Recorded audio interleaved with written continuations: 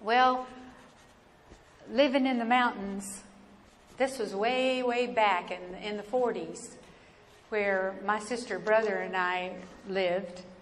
And we lived down in a cove right near Grassy Creek in Jackson County.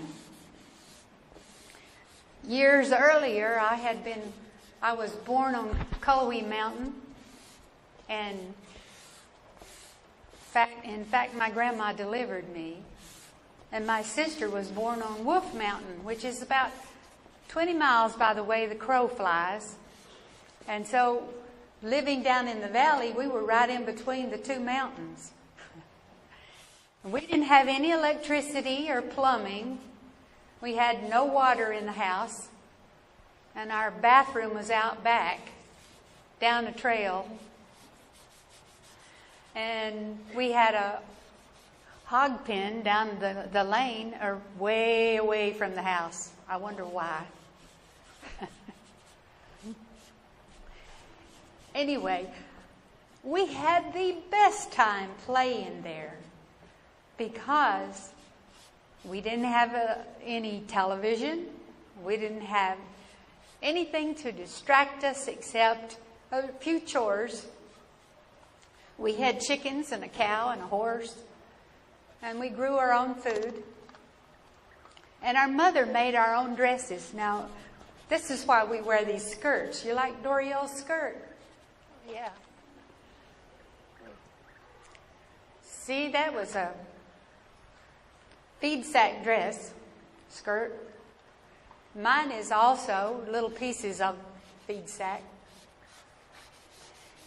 And my mother, she worked really hard. She made all of these skirts with a sewing machine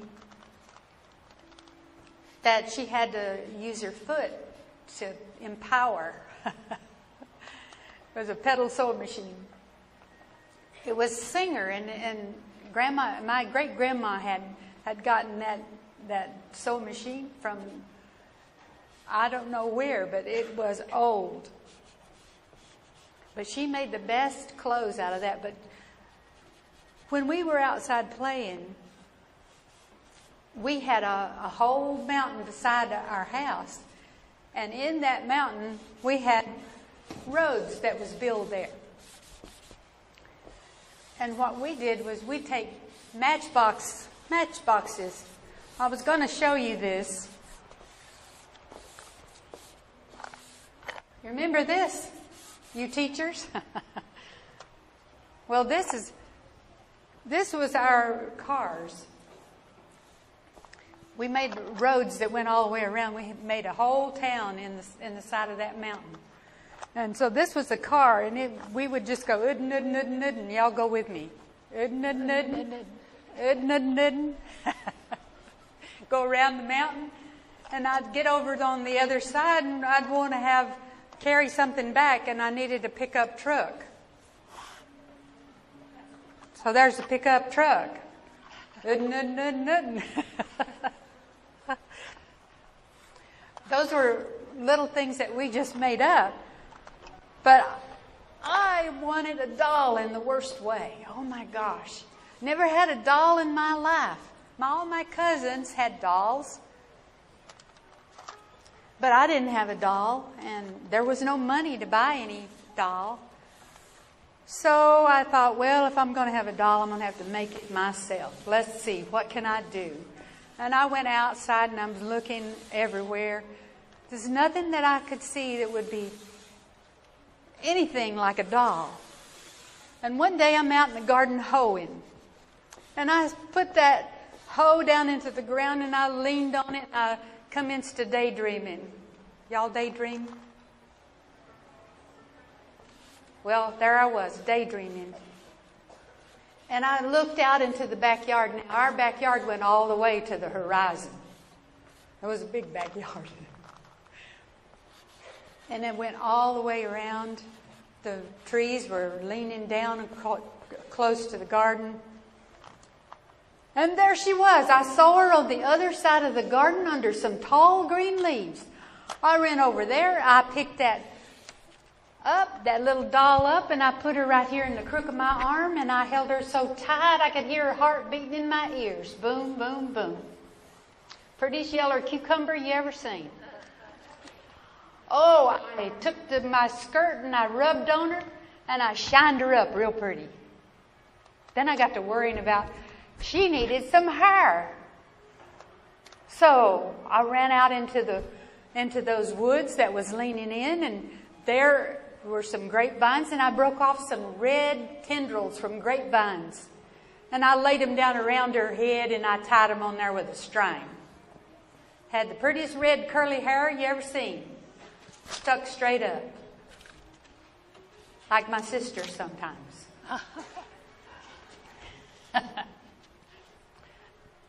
Anyway, I needed to have her eyes. She had some eyes.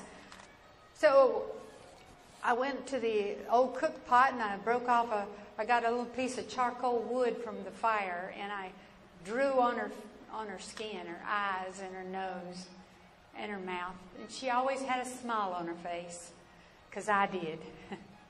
Then I got me a piece of blanket and I wrapped it around her, and I toted her with me everywhere. Up on the mountain to see Grandpa, and she would be sitting up there next to me just grinning all the time. Never said a word. She just sat there.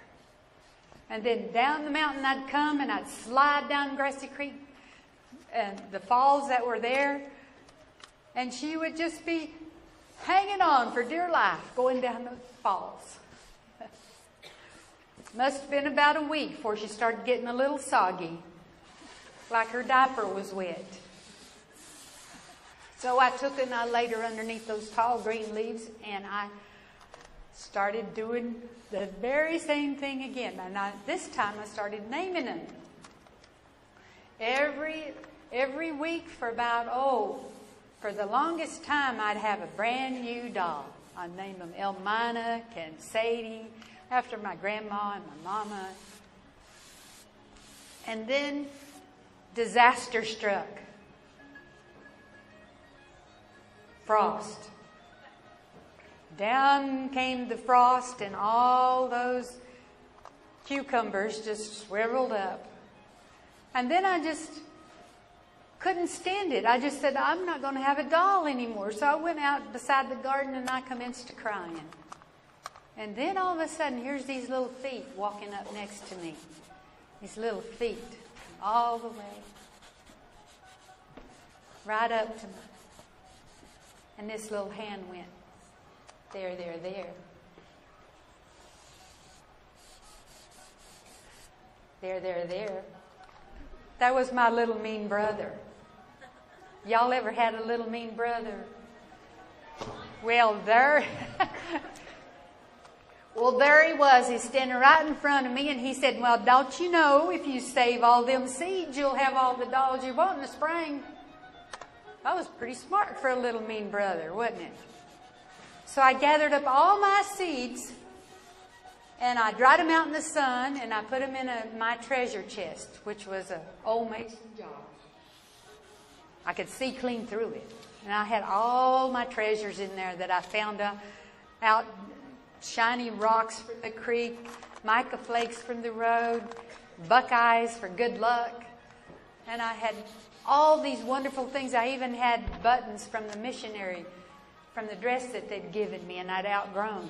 I had all of these beautiful things in my treasure chest.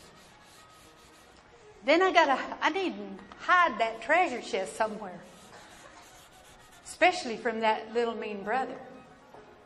So I went into the house and I'm looking for all these beautiful hiding places, and I couldn't find them because in the house, in the kitchen, there was just a table and some chairs and a bench and a wood-cooked stove. And then I went into the living room, and there was another table, a pot-bellied stove, a kerosene oil lamp. No place to hide my treasure chest. Now I went in the bedroom. Now the bedroom, we only had one, and there was 2 beds in that bedroom. My mom and dad slept here, and Over here in this other bed, all three of us young'uns slept in the same bed. I bet y'all got your own bed, don't you? Well, I'm the boss because I'm the oldest. And I slept first. And my sister, she slept over here. And our brother, poor thing, slept right across the bottom of that bed. He had to be good to us at night, don't you think? He'd get a foot in his mouth. And then across from that bed was a great big calendar. Was a huge calendar. It had to be big because behind that calendar was a hole in the wall. A big black hole. What a great place to hide my jar. I got me a string and I tied it around the lid and I tied the other end to the nail that held that calendar, and I lowered the jar down inside the wall. And anytime I wanted to put something in my jar, I just haul on that string and up come the jar. One day I'm laying in bed and the sun was coming right through the window, right onto that calendar. And all of a sudden, that calendar went right across the wall. It moved all by itself. I said, oh. I jumped out of bed, I ran over, I pulled the calendar to the side, and I stuck my head inside that hole and come face to face with a black snake. Was wrapped around my jar, staring me in the face. Now you think I'd be afeared, wouldn't you? No, black snakes are good. They kill all the rodents. But I didn't tell anybody. It was my secret. And every time that calendar would move, I'd run over there and I had to name him. You know, I named him Elmer. So I'd pull the calendar to the side and I'd say, hello, Elmer, how you doing? And he'd just laugh out his little red tongue at me. And one day I went and looked and he was gone for good. I knew it just as soon as I seen what he left me. What do you think he left me? What does a snake leave? The skin? Somebody said skin. He left the skin wrapped around my jar. What did I do with that skin? I put it in my jar. Y'all want to see my jar?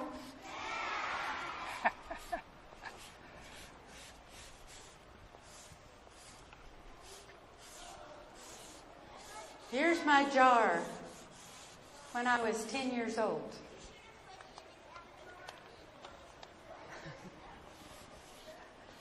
You see my jar?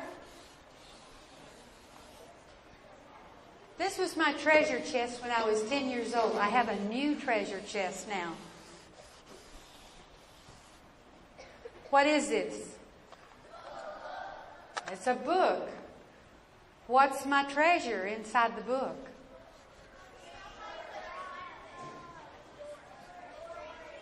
Stories. My treasure is my stories. Because, you know, all of these stories I'm telling you are real.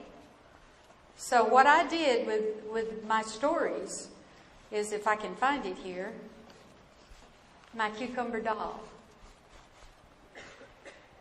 See my cucumber doll? It's inside a book now, and it will never die. I put my heart inside this book. Right over on the other side, just a little bit further on, in the book is the story about the snake. If I can find it here. The hole in the wall story. So do me a favor, the next time you go to the library, walk inside the library and just stand there for a few minutes and look at all those books and think to yourself, every one of those books is somebody's treasure. Every one is somebody's treasure.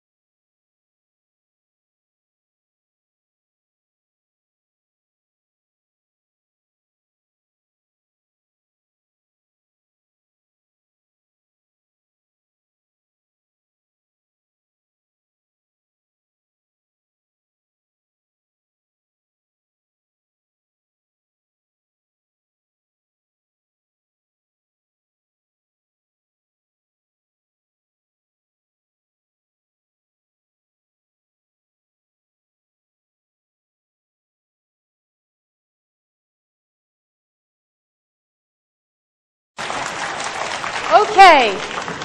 Now we've got, you know, when we were up there in the top of that can house, my dad would go by and he'd hear all this racket and he'd just shake his head. But we had what we call the can house band. We brought the instruments with us. And teachers, if you'll send us down, maybe one out of each class. Yeah, one out of each. Then anybody who would like to volunteer, we would have our band. Just one out of class.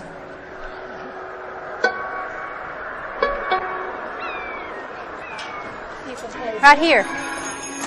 Choose an instrument. Choose an instrument. Yeah, you're going to play with that one.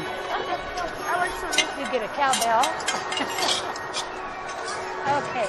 Here you go, fella. Shaker. What's that? Yeah. What's this? You get to have this is what you call stirring the soup. Like that. Everybody, yeah, take that one. Okay. Okay, we got enough? You get the We got enough? There you go. Okay. Does anybody Doreyl? know how to do this? Yeah. You get to do that. Okay. Everyone play to the tunes. Follow Doreyel's beat. Doreyl? Okay.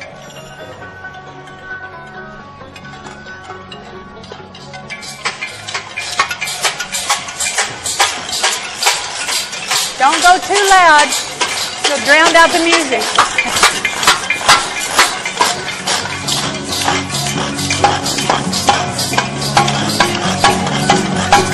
A little bit long.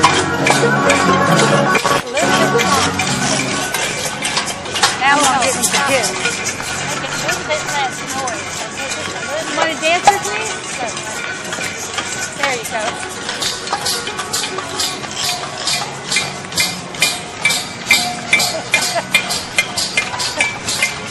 Good job. Good job.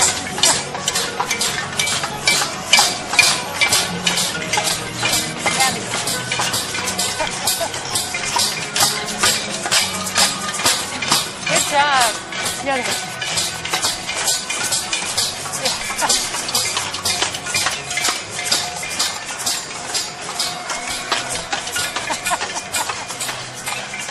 And like this. Okay, your other hand. Your other arm. Other arm. Thank you so much.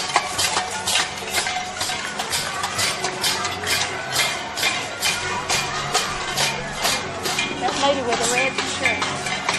That's her.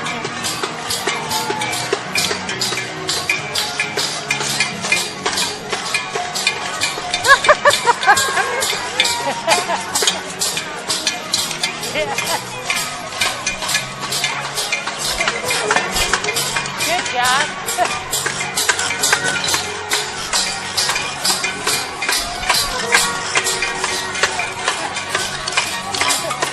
Thank you, thank you.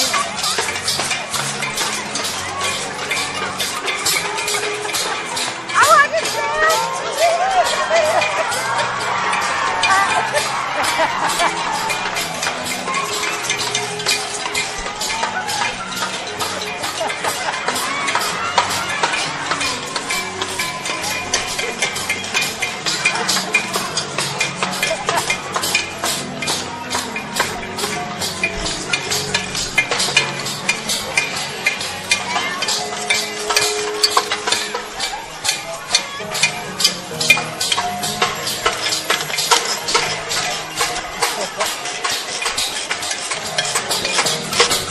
Thank you, fine lady.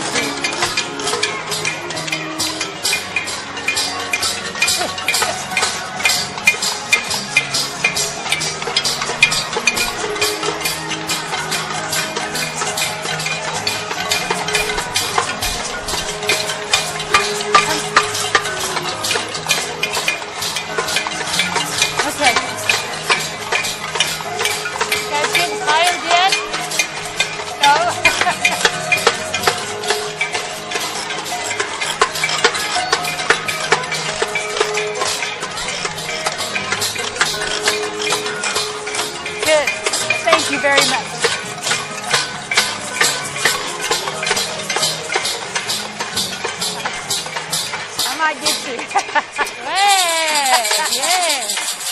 Good job. You lucked out.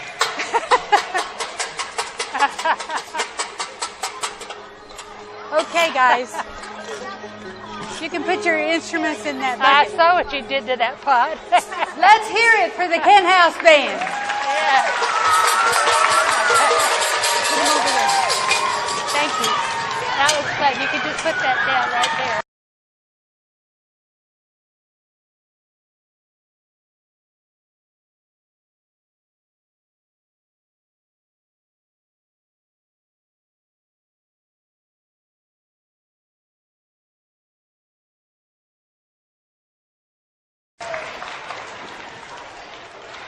I have one more story for you.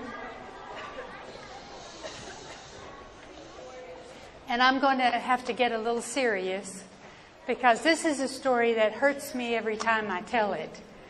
So, but I want you to know this was a changing time in my life.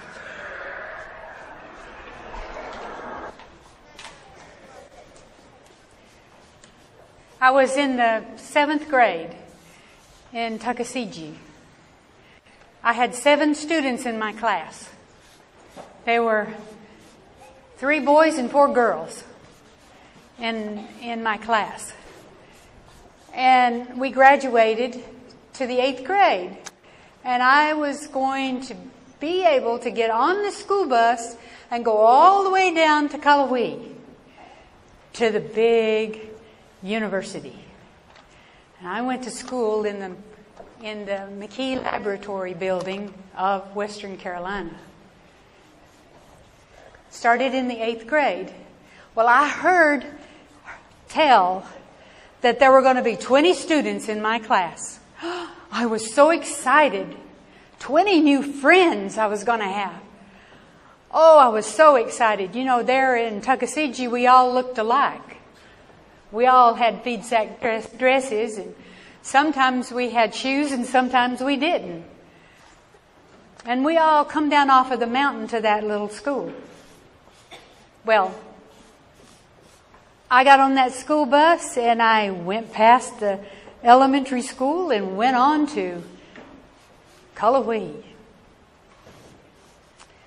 And lo and behold, when I got there, I was the number 1 person in my class. Nobody else was there. So I thought, well, I'll find myself a seat. And I, like a good Baptist, I went to the back of the room. And I sat there, waiting for everybody to come in the door so I could see them. And in come these pretty girls. Oh my gosh, their hair was so pretty. Here, mine was sticking out like this. As you can tell, it's a little frizzy. Yep. Imagine coming down off of the mountain for about a mile in the mist. And my hair was out to here. Oh, I was so admiring that hair. And they had these beautiful, beautiful store-bought dresses on. And I was just taken aback with it. It was so pretty. My grin must have been covering my whole face. And then through the door come this tall, good-looking boy. Ooh, thought I'd died and gone to heaven. Here he come. And he come in that door and he walked all the way down that aisle and sit down right in front of me. Oh my gosh, I wondered if I could touch him. And he turned around and looked at me, and he got this big grin on his face, and I knew he was going to say something real important, so I leaned in. And he said, "That's a pretty dress for a feed sack." And started laughing. And all the girls and boys around him started laughing too. And I did something really bad. All my beautiful childhood went right through the window. And I sat there and heard the words they were saying. Oh, she's off of the mountain. She ain't got nothing. Look at that dress. Everybody's got that kind of dress. And for the rest of the school year, I sat in the back of the room as I had originally planned, but I didn't say a word unless I was spoken to. Sometimes I hid behind the door. I was a no-account mountain girl, they said.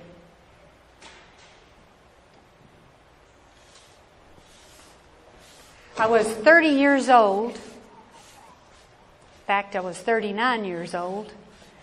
And I was in Northwest Indiana, and I owned my own truck and trailer repair shop. I had 25 mechanics working for me. And I still felt like I was about this big. And one day, something happened. My grandpa's stories started coming up out of my heart.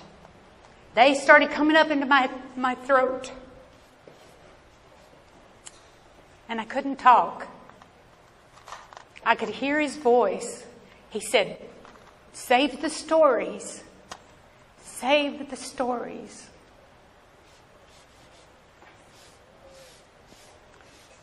So I wondered if I could write a book. And I thought, my oldest daughter is going to Purdue University. Maybe I ought to go and see if I could do that too. And I went and took an SAT test and beat her. And went in, and they put me in 405 English.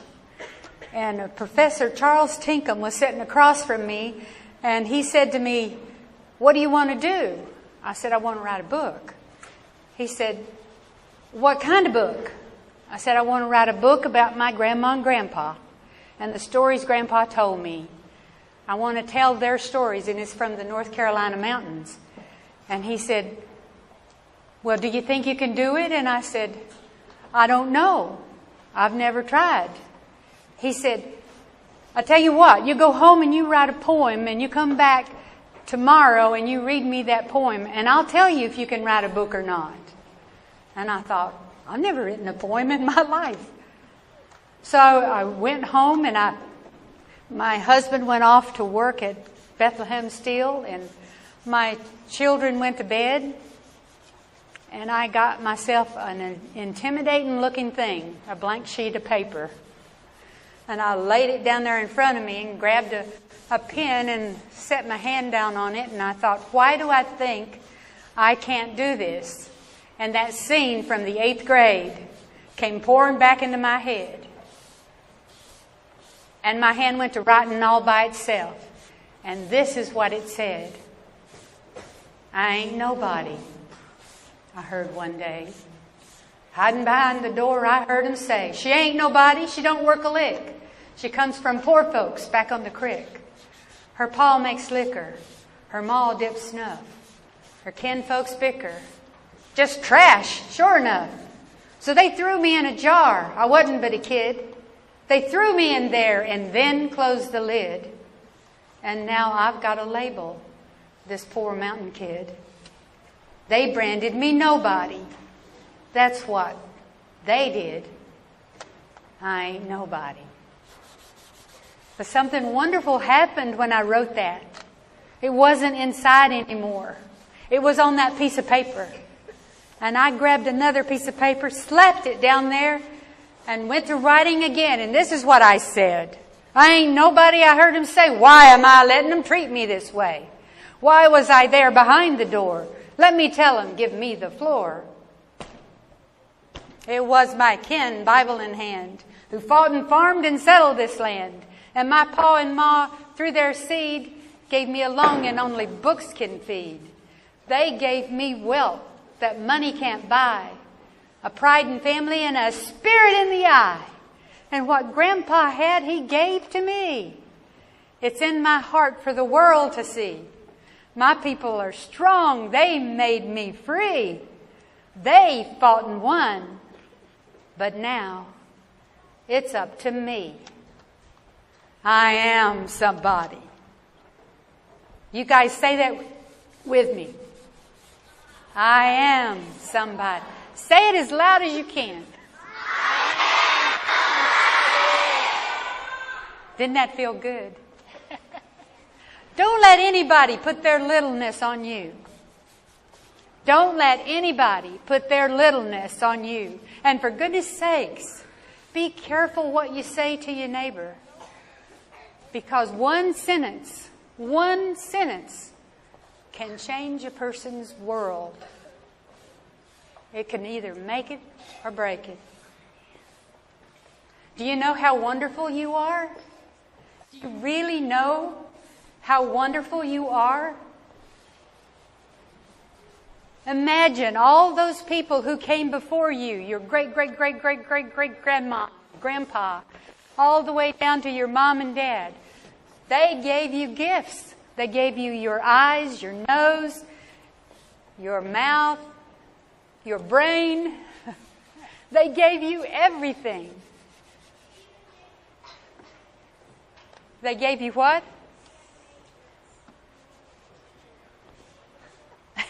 Okay. They gave you all those gifts. And if you don't do something with who you are, all those people live for nothing, if you think about it. So you have a chance to do something with your life. Do it. My sister, when she was 4, she wanted to draw. She has worked for Walt Disney. She has done storyboarding.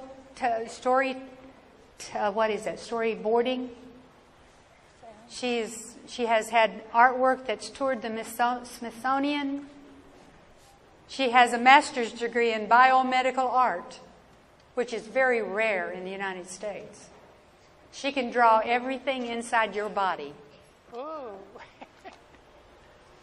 I don't know if I'd want to do that or not. But my sister started drawing at 4. And look at, she's made her whole living, her whole life, doing artwork, what she loves to do. And once I started writing, I have written 8 books, and I've told the story that Grandpa told me, and I've done it, Grandpa. I've saved the stories. So please, think about it. Talk to your teacher. If you think you can write, you think you can draw, put yourself, 2 of you get together and do what we do. Who knows?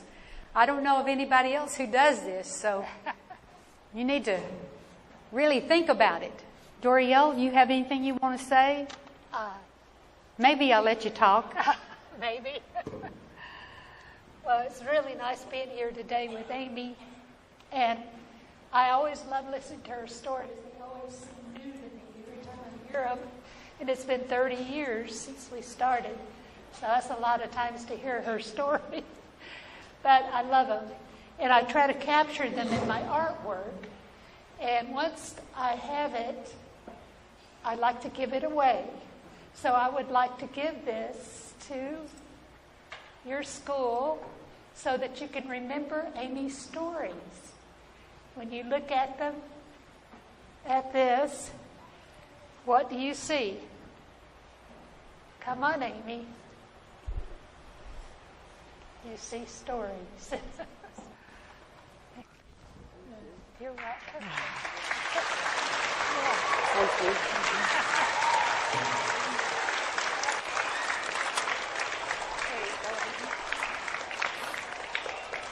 We have another one over here. Give him a hand. Yeah. We are the Ammons sisters. Yeah. Thank you so much.